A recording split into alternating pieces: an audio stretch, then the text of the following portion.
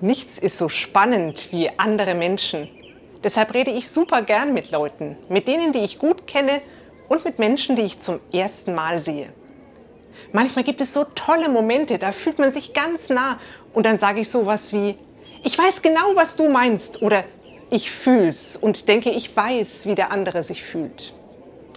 Psychologen meinen aber, das weiß man nie. Man weiß nie genau, was der andere fühlt und wie er es meint.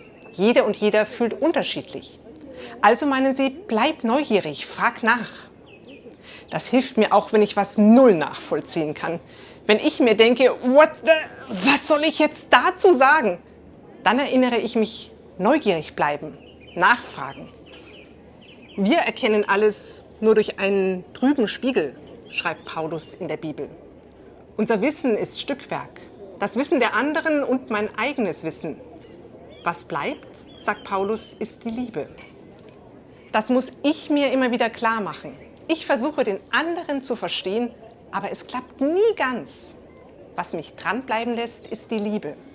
Jeder Mensch ist einzigartig, liebenswert. Wie er wohl die Welt sieht?